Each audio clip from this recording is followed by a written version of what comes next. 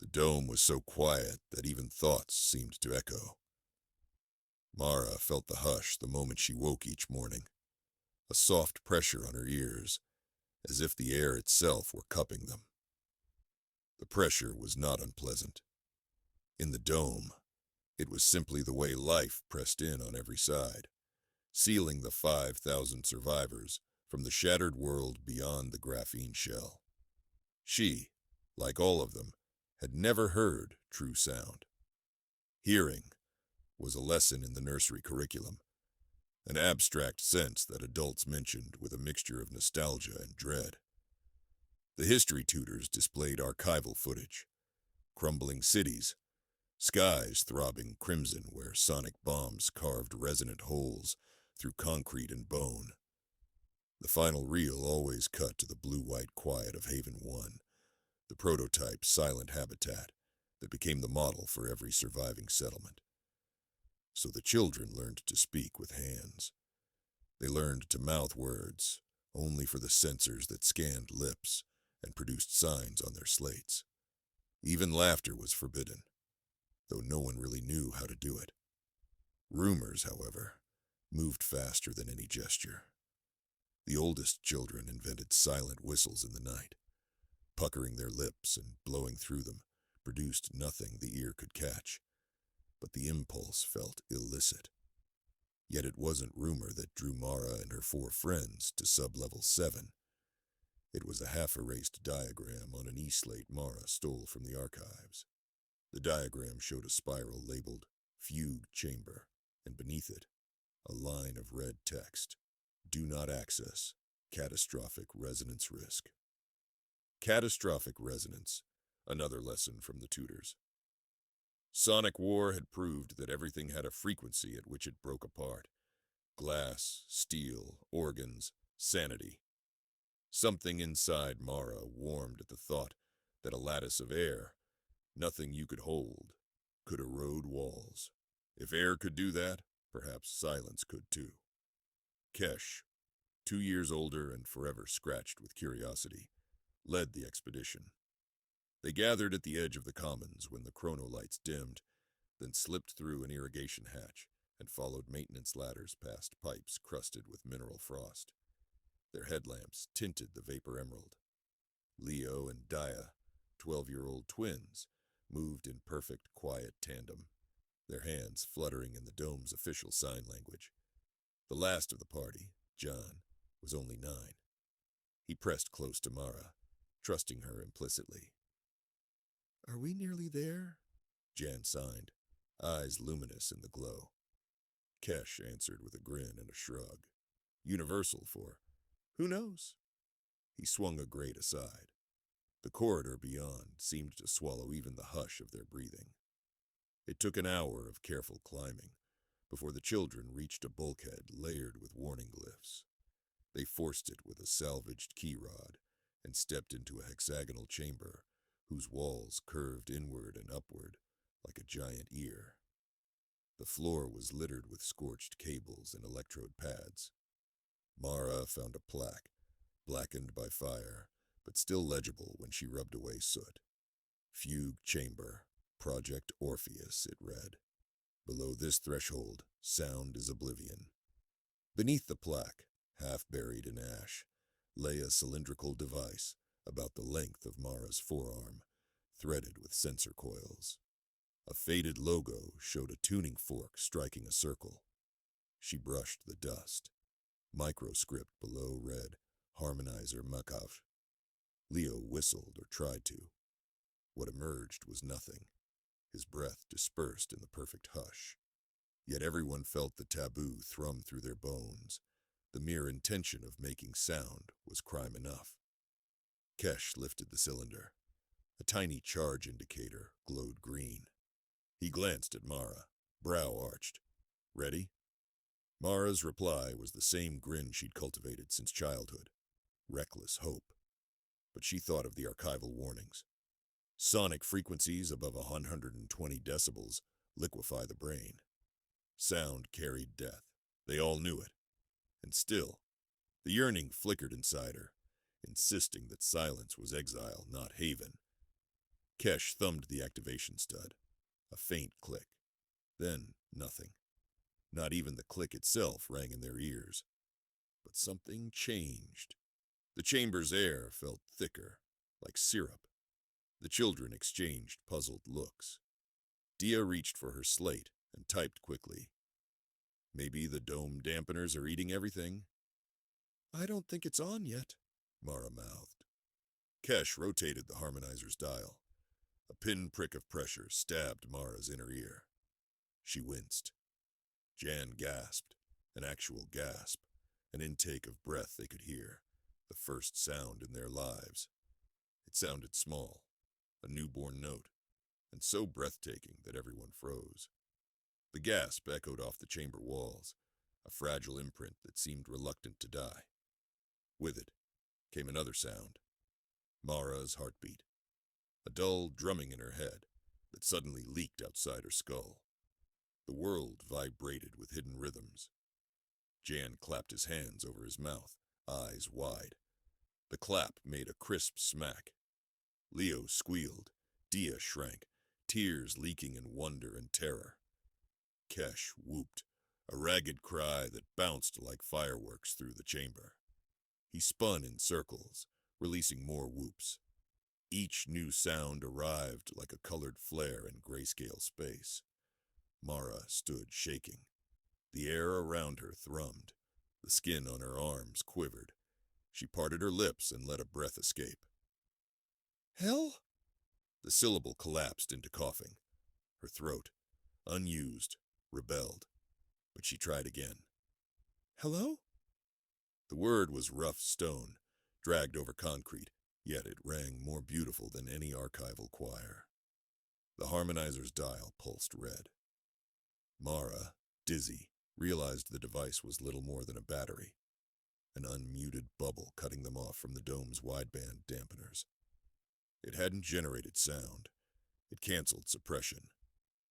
50 centimeters of normal reality hummed around them. They were hearing as humans once had, and already the chamber walls showed hairline cracks radiating from invisible seams. Kesh, noticing, sobered. We have to keep it low, he warned, voice thick with unused consonants. Each word tumbled like an avalanche, but at least they were words. If we get loud, he pointed at the cracks. Catastrophic resonance, Mara whispered. The children tested the limits. They snapped fingers, stomped feet. Each action produced a fresh marvel, hollow thuds, high pops, metallic rings. They discovered agreement on which sounds pleased. Jan laughed, and its contagion triggered more laughter, until Mara begged them to stop. The walls trembled like skin on a drum. Then Dia found a keyboard, wired to a dusty console. Her fingers brushed ivory. The tiny strike produced a pitch, bright and singular, cutting through their giggles. A second key, another pitch, a hair higher. She tried thirds, fifths. The children fell silent, rapt. Dia stitched sounds into sequences, unsure why certain combinations made her chest ache. Her untrained music, jagged yet urgent, carried in the chamber as if seeking edges to cling to. A fissure snaked across the ceiling. Chips of graphene clinked on the floor. The children leapt back, horror dawning. Kesh lunged, slapping the harmonizer's stud. Instantly, the world imploded into stillness. Their ears rang with phantom tones that faded into the usual nothing. The crackling ceiling held. He exhaled, loudly, in memory only. No breath hit their ears now. We almost brought the whole place down, he mouthed. But Mara's eyes glowed, because during that brief symphony, something inside her had waked. Dormant pathways flickered alive, pulsing with possibilities. Long after the others returned to the residential pods, she lay sleepless, reliving the second when Dia's simple chord opened veins of joy and power. Sound was oblivion, yes, but silence was a slower suicide. 12 days passed before they braved the fugue chamber again. They prepared. Kesh rigged sensors scavenged from his father's agricultural lab. A tablet displayed spectral graphs and decibel levels in real time. Dia studied fragments of musical notation from band archives, then sketched her own scales. Mara scoured manuals on structural harmonics, memorizing critical frequencies for the dome's composite wall, 149 Hz standing wave, and for human bone, approximately 1,950 Hz sustained. She kept that last fact folded like a knife inside her pocket of doubt. They met at 2300 when the central AI dimmed the lights and Guardians patrolled upper corridors. Jan brought earplugs made from foam filters, symbolic, perhaps futile. They reopened the harmonizer's bubble, and sound rushed in like a tide. This time, Dia's notes were measured, pianissimo. Graph lines on Kesh's tablet danced beneath safe thresholds. Mara clapped in tempo, adding soft percussion. Leo sang vowel drones, a vibrating velvet that surprised him with its richness. Their collective experiment summoned colors behind Mara's eyes. Gradually, Dia modulated upward, chasing frequencies near 149 Hz. She sustained a low E. On the tablet, a red bar spiked. A shudder rippled through the floor. The children froze. Kesh slashed a hand. Stop. The note died. The floor stilled. He pointed at the red bar. That's the wall frequency, he whispered. Mara's pulse hammered. She imagined a different wall. Not the dome's outer shell, but invisible partitions inside every mind here, built by fear. She wet her lips. Let's push, she whispered back. Kesh shook his head. We'll kill everyone. Not if we open a seam only we can fit through, she argued. We find a node far from habitation. We break just a segment. Then we see what's outside. Outside? The word carried mythic weight. Toxic winds, radiation storms, rogue weapon drones roaming battlefields, but also the possibility that the dead world healed while survivors entombed themselves in hush. No vote passed between them. Curiosity trumped caution. Over the next weeks, they met nightly, mapping maintenance shafts close to the dome's periphery. They located an inspection hatch where only automated drones passed quarterly. There, support ribs narrowed, offering a window of escape if you were small and fast. They rehearsed. Mara marked resonance figures on the wall with chalk. 149 Hz primary, 298 Hz harmonic. Dia-shaped chords to brush those frequencies without crossing lethal amplitude. Leo and John practiced breathing in patterns that lent force without volume. Kesh rewired the harmonizer to project a directional bubble in a cone, focusing sound outward to spare themselves. The night before execution, Mara visited her mother. Dr. Aylin Saad was chief psychostrategist on the council, staunch architect of the Silence Accord. She sat behind her glass desk, comms array swirling with data. Mara watched the woman's eyes, brown, gentle, ringed by sleepless devotion to a safety Mara increasingly mistrusted. Mara wanted to tell her mother everything. The gasp, the laughter, the chord that almost shattered the chamber. Instead, she signed, "Do you ever imagine sound?"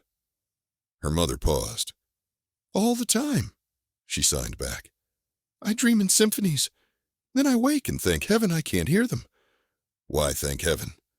"Because I also remember the screams." Mara nodded, throat stinging.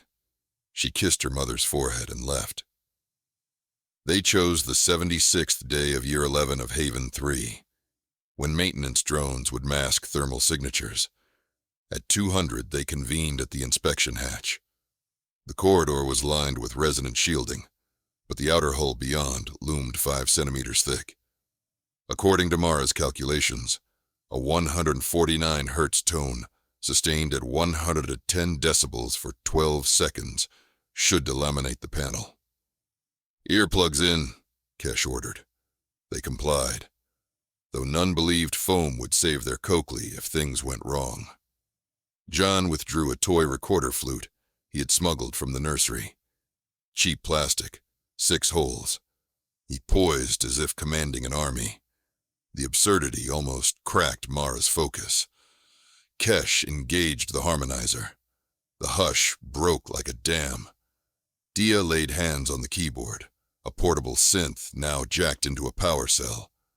She played a soft arpeggio, stepping down until she found the target note.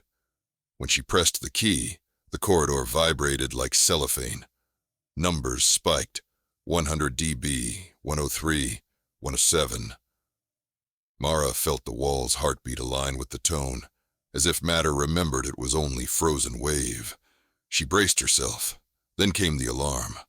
A piercing klaxon, silent to most residents, blazed down the corridor. Sonic dampeners disabled in the engineering wing. Someone had detected illicit vibration. Guardian drones swarmed from ceiling vents, sleek spheres with camera lenses and chemical sprayers. Their first pulses hissed paralyzing fog.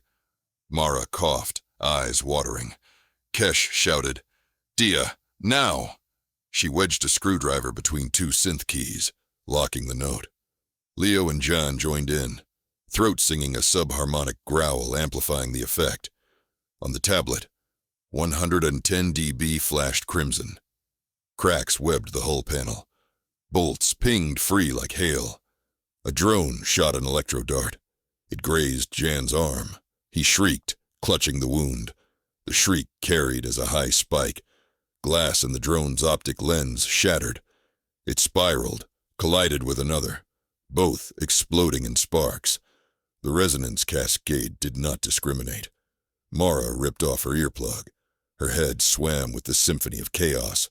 Tone, shriek, metal screech. Yet something underneath wove it all. The same chord Dia had found months ago, beautiful and terrible. The panel popped loose. Cold night air rushed in, laced with scents none of them recognized. Mara pushed Jan toward the gap. One by one, they slipped through the jagged aperture, scrambling onto a narrow ledge outside the dome. The world beyond was charred plains under stars, but against that black canvas, she glimpsed pale shoots of grass, and in the distance, flickers of bioluminescent algae along a marsh. Behind them, the cord still blared. Resonance spread beyond calculated cone. The corridor's frame buckled. A seismic groan rolled through the dome. Kesh cursed. "We have to kill the note!" He reached in to yank the screwdriver, but a drone slammed him, injecting a sedative. He sagged, half in, half out, eyes glazing. Mara dove back inside. Gas burned her lungs. She seized the synth cable and ripped it free. The note strangled, stopped. The sudden silence inside the corridor felt obscene, like sucking void. Yet the damage was done. Wall plates around the breach pulsed with residual vibration. Through the floor, she felt thunder. Dome sections alive with harmonic aftershocks. She thought of her mother. Of 5,000 sleepers now rattling in their bunks. The drones retreated, maybe crippled, maybe regrouping. Alarms mutated into dissonant wails. She dragged Kesh's limp body onto the ledge. Leo helped haul him upright. Dia pointed past the marsh. The horizon glowed faintly, where dawn threatened. With it came new sounds. Soughing wind, insect chirr, distant rumble of unsettled earth. Each whispered promise and warning. John, pale but conscious, leaned against Mara. "Is everyone in the dome going to die?" he asked, voice small. "No," she said, praying. "It'll hold. We clipped only this section. They'll seal it." In truth, she didn't know, but the panel lay crumpled below, evidence that silence was mortal after all. Sirens still keened inside. To her widened ears, they sounded like grieving wails. Kesh stirred. "We made it?" he mumbled. "Yes. Can you stand?" He nodded weakly. When he inhaled, he coughed. but the cough carried relief, proof of unfiltered air. They traversed the ledge to a maintenance ladder that ran down the dome's outer curvature. Dawn lifted, peach tint staining the cracks of the ruined land. As they descended, they passed bullet holes still etched from the war, tiny black mouths remembering screaming metal. Mara tasted wind. It had weight, temperature, voice. In it, she heard layers, rattling dry weeds, the rasp of her own hair across her jacket, a warbler's tentative note. Birdsong? She stopped, stunned. The sound was tentative, broken, turning over an ancient grammar that had almost gone extinct. She answered. Her note came unsure, but the bird replied. 2 high chirps. Jan giggled, the purest music of the night. Leo joined, whistling through teeth. Dia hummed a scale that matched the bird, bridging species and centuries. As the sun breached the ridge, they reached the ground. Grass crackled beneath their boots. Insects flew, their wings shimmering in microhums. The children formed a loose circle, dazed. What now? Leo asked, vocal cords still raw. Mara looked at the dome, towering above, still intact, except for the ragged wound they'd carved. Inside, lights shimmered as emergency shutters crawled closed. She thought of her mother working triage, of elders deciding what to do with traitor children who wielded forbidden resonance. A shadow passed overhead, a drone patrol scanning perimeters. It banked away, uninterested in the open wild. We learn, Mara said. We learn every sound, every song, how to heal with them, not only break. Then we go back. Jan's eyes widened. Back? We can't leave them forever, she said. We stole a weapon tonight. Next time, we bring a cure. Kesh squeezed her shoulder, approval sparking. Dia stared at her fingers as if mapping unknowable symphonies. Leo gazed beyond the horizon. Behind them, the dome's wound sealed with a heavy clang, automatic plates sliding into place. The hush inside would return, but the memory of music had already passed the walls. It would bloom in rumor, in nightmares and longing. Sound could not be unheard once it entered the blood. Wind gusted, carrying the smell of distant rain. Thunder rolled. It was real thunder, not artillery, though to these children the difference would always feel precarious. Mara lifted her face. She opened her mouth and sang. The note was low, just under 149 hertz, gentle enough that no wall anywhere trembled. It draped her friends in warmth, the first lullaby of their new world. They answered, weaving harmonies under the boiling dawn. Behind their song, storms whispered applause, and somewhere deeper, the planet turned, remembering how to listen.